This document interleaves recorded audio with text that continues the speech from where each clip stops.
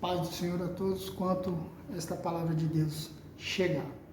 Quero compartilhar aquilo que Deus de antemão colocou no meu coração.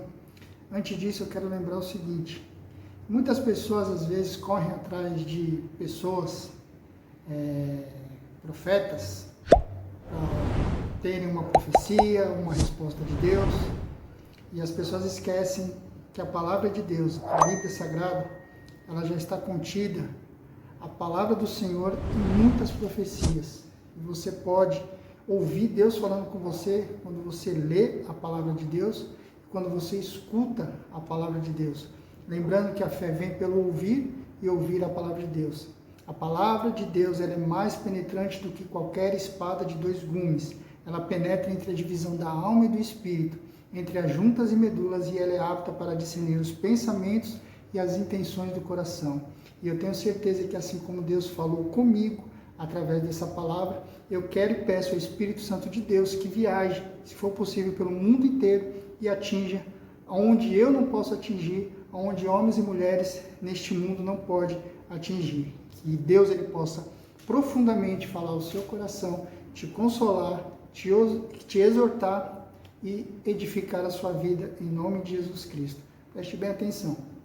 Vou ler alguns versículos aqui da palavra do Senhor, vou colocar um título e vou transmitir aquilo que o Senhor de antemão já colocou ao meu coração. Atos dos Apóstolos, capítulo de número 23 e versículo de número 11, diz assim: E na noite seguinte, apresentando-se-lhe o Senhor, disse: Paulo, tem ânimo, porque como de mim testificaste em Jerusalém, assim importa que testifiques também em Roma. Isso foi no versículo 23, no capítulo 23 e no versículo 11. Agora eu peço que vamos lá para o capítulo de número 28, versículo de número 16, que diz assim: E logo que chegamos a Roma, o centurião entregou os presos ao general dos exércitos, mas a Paulo se lhe permitiu morar por sua conta com o soldado que o guardava. Esse versículo de número 16. Agora no mesmo capítulo de número 28, o versículo de número 30 e o versículo de número 31. E Paulo ficou 2 anos inteiros na sua própria habitação, que alugara, e recebia todos quanto vinham vê-lo, pregando o reino de Deus e ensinando com toda a liberdade as coisas que pregando o reino de Deus e ensinando com toda a liberdade as coisas pertencentes ao Senhor Jesus Cristo, sem impedimento algum. Amém? Então, através desses versículos que nós acabamos de ler, eu quero falar algo a respeito do sofrimento dos justos. O justo sofre, a pessoa que não comete pecado, a pessoa que não erra, a pessoa que não tropeça, ela sofre? Sim, ela sofre. E o que é comum nós, como seres humanos, quando nós vemos alguém passando por alguma dificuldade, por algum sofrimento, como nós dizemos no meio gospel, no meio evangélico, os protestantes dizem, é um vento, é uma tempestade, estamos passando pelo deserto. Quando nós vemos alguém assim, a primeira coisa que vem à nossa mente como ser humano, alguma coisa esse cidadão fez de errado, alguma coisa essa irmã está fazendo de errado, porque ele está passando por este vento, está passando por este deserto. Mas a Bíblia é bem clara, ela mostra por diversas vezes vários exemplos de homens e mulheres de Deus que passaram por lutas, tribulações, momentos dificílimos, mas que não foi por consequência de nenhum dos atos deles. A Bíblia é clara e nos fala que tudo aquilo que nós plantarmos, certamente nós vamos colhermos. Mas não é sobre isso que nós queremos dizer, nós queremos falar neste momento. Eu quero falar que sim, uma pessoa que está diante da presença de Deus, sem pecado, sem errar, fazendo inteiramente, com integridade, a vontade de Deus, essa pessoa não está livre de passar por um deserto, de passar por lutas, de passar por tribulações, de passar por momentos ruins na sua vida. Como eu estava dizendo, vários homens e várias mulheres de Deus tiveram lutas e tribulações, mesmo sendo fiéis a Deus, mesmo mantendo a sua fidelidade e a sua retidão a Deus. O primeiro exemplo que nós podemos dizer e mostrar na Bíblia é Jó. Jó diz no próprio livro de Jó que Satanás veio de passear e rodear a terra, e Deus, ele chega para Satanás e fala: olha, observaste meu servo Jó, porque não há ninguém na terra temente a Deus, que é reto, justo e que desvia-se do mal. Aí Satanás quis dizer que ele tinha tudo que ele tinha tudo que ele queria, então ele não temia a Deus de balde, ele não temia a Deus em vão. Então pediu permissão para Deus para tirar tudo que Jó tinha, e Deus assim o permitiu. Segunda vez Satanás foi lá, ele pediu para tocar na vida de Jó, Deus só falou: não tire a vida dele, mas acometeu Jó de uma chaga mortal, e todos sabem qual foi o desfecho dessa história. Mas o que me chama a atenção, e tem a ver com o que nós estamos comentando aqui, quando nós, como seres humanos, nós observamos um irmão ou uma irmã que está passando por um momento difícil, a tendência é a gente falar assim: tem alguma coisa errada, por que nada dá certo, por que está dando tudo errado? A gente começa a se colocar como juízes daquela situação. Eu quero que os irmãos entendam o seguinte: eu não estou aqui para acusar, mas eu estou aqui para que Deus ele possa, pela sua palavra, falar ao seu coração. Como eu disse de antemão, no começo desse sermão, que Deus ele possa te consolar, te exortar e te edificar. Porque a palavra de Deus é sim uma profecia, e Deus ele pode falar profundamente ao seu coração. Então nós, infelizmente, como seres humanos, pela nossa natureza, a gente passa a julgar. Jesus ele disse em Mateus no capítulo 7, não julgueis para que não sejais julgados. Muitas pessoas entendem isso de uma maneira errada. Muitas pessoas entendem isso de uma maneira de avaliação. Julgamento é uma palavra ambígua, ela pode ter duplo sentido. Pode ser julgar, de avaliar uma situação, e julgar de condenar. O julgar de condenar é o que Jesus pediu para que nós não fizéssemos, porque nós não somos juízes. O juiz, ele chega lá, vem uma pessoa que cometeu um delito, que cometeu alguma coisa errada, ele vai analisar, avaliar o que ele fez, e ele vai dar a sentença daquilo que a pessoa fez. Ó, você, porque pelo que você fez, você vai ficar tantos anos preso. Entendeu? Então, dependendo do erro que eu cometi, um juiz vai me julgar e vai decretar qual é a minha sentença. Essa sentença é a condenação. Então, é esse o sentido de você não julgar. Eu não sou juiz, então não posso dar sentença de ninguém. E sem querer, inconscientemente, nós acabamos fazendo isso.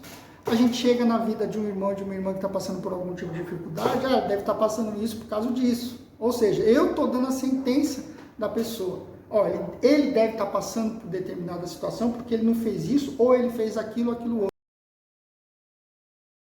Eu não posso entender ele está com algum erro na vida dele, pode ser alguma coisa clara, ou alguma coisa que está patente, a pessoa está errando, está fazendo alguma coisa errada, então eu posso avaliar aquela situação, né? Mas não posso condenar. Olha, está acontecendo isso por causa disso, ou seja, eu já estou sentenciando ele a tantos anos de prisão, entre aspas, por aquilo que eu estou vendo que ele cometeu. Não, eu não sou Deus. Ele pode se arrepender, ela pode se arrepender, ou eles podem fazer alguma coisa,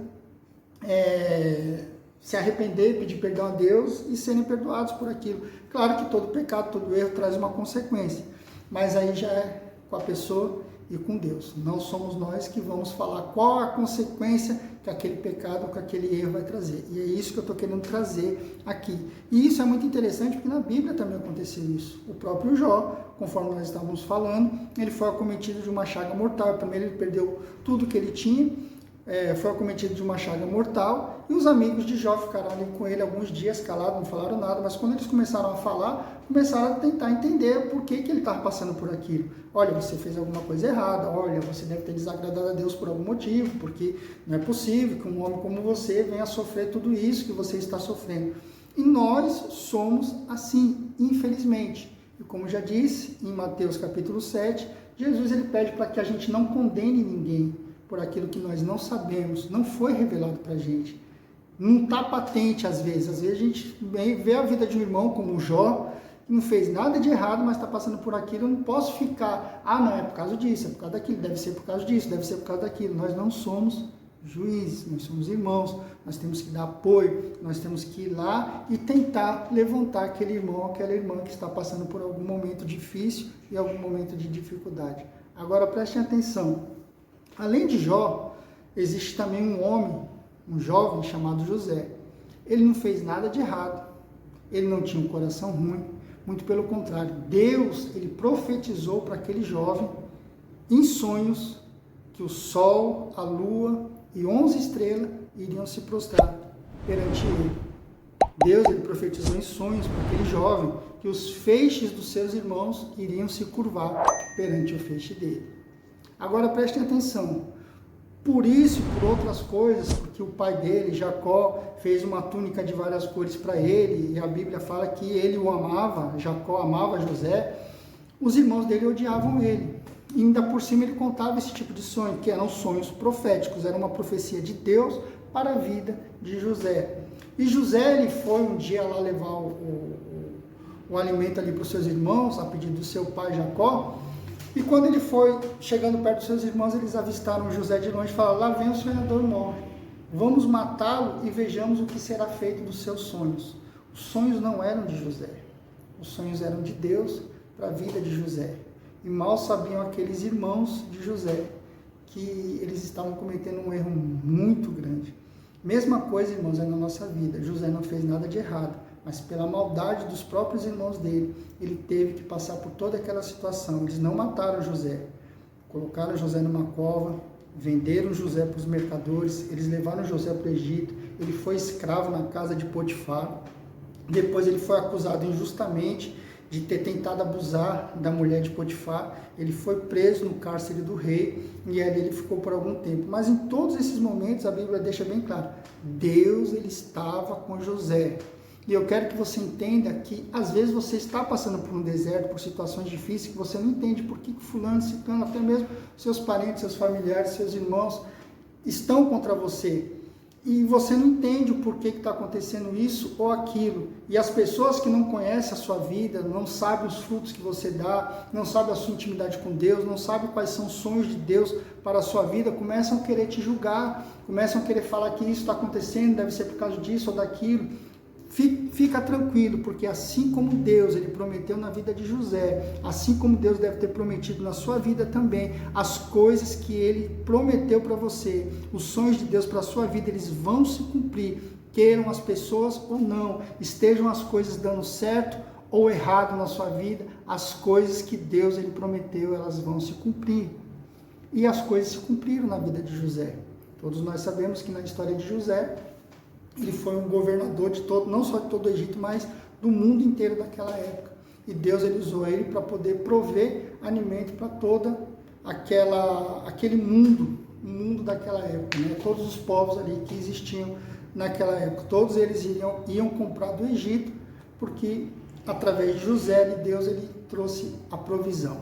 Então, não se turbe o seu coração. Preste bem atenção. Deus, ele sabe o que faz. Um justo também passa por dificuldades, assim como Jó, assim como José. Mas chegamos aqui em Paulo. Não diferente de José, Jesus chega no versículo que nós lemos aqui de número 11, de Atos dos Apóstolos, capítulo de número 23. Jesus, ele aparece para Paulo e fala assim: tem ânimo, porque como de mim testificastes em Jerusalém, assim importa que testifiques também em Roma. Isso foi uma promessa de Jesus. Paulo já tinha sofrido, ele tinha sido preso em Jerusalém, os fariseus ali pegaram ele, os doutores da lei, bateram bastante em Paulo, o tribuno teve que intervir, levou ele para uma fortaleza, mas mesmo assim eles tentaram debater ainda com Paulo, não conseguindo, né, fizeram um motim ali para tentar matar ele de qualquer jeito. Teve alguns judeus ali piedosos, 40 no total, que juraram que não ia nem comer e nem beber enquanto não matassem a Paulo. Então eles fizeram esse juramento. Eu acredito que eles estão sem comer e sem beber até hoje, porque Paulo não morreu nas mãos dele. Enfim, Jesus ele prometeu que ele ia testificar dele em Roma. Foi uma promessa de Deus para a vida de Paulo. E diz a palavra de Deus que nesse inteirinho do capítulo de número 23 até o capítulo de número 28 aconteciam muitas coisas. Paulo não ficou comendo lá na fortaleza do bom e do melhor, não. Ele sofreu, ele ficou sendo acusado, as pessoas queriam matar Paulo, e mesmo quando ele conseguiu, ele apelou para César, ele conseguiu viajar ali para Roma, onde Jesus ele queria que ele pregasse o evangelho, ele sofreu um naufrágio, ele achou que ele ia morrer, depois Jesus falou que nenhum dos que estavam ali no barco com ele iria se perder, ainda quiseram matar Paulo, jogar os prisioneiros, matar os prisioneiros e jogar eles no mar, mas mesmo assim eles foram parar numa ilha, e quando ali eles acharam que eles estavam seguros, Paulo ele foi colocar alguns gravetos ali na fogueira, e uma víbora saindo do fogo, fugindo do fogo, picou Paulo, e aqueles homens daquela ilha, os bárbaros daquela ilha, ficaram olhando assustados, falaram, esse homem é um homicida, porque ele conseguiu se salvar do naufrágio, e veio aqui uma víbora, picou ele vai morrer, certamente esse homem é um homicida. A mesma coisa que nós falamos a princípio, nós quando vemos alguém passando por dificuldades o tempo todo, olha, parece que nada dá certo.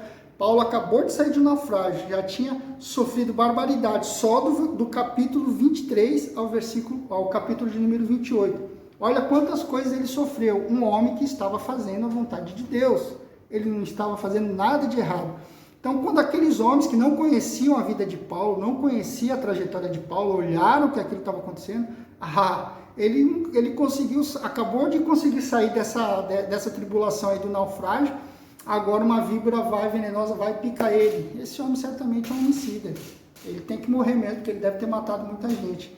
Irmãos, nós não sabemos, nós como seres humanos não sabemos o porquê acontece determinados tipos de coisa na vida das pessoas. Nós devemos ser solidários e ajudar, porque quando Deus ele promete alguma coisa, ele cumpre. O inferno vai se levantar, as pessoas vão se levantar, a nossa própria carne irá se levantar para que nós não venhamos a chegar aonde Deus ele quer que nós chegamos.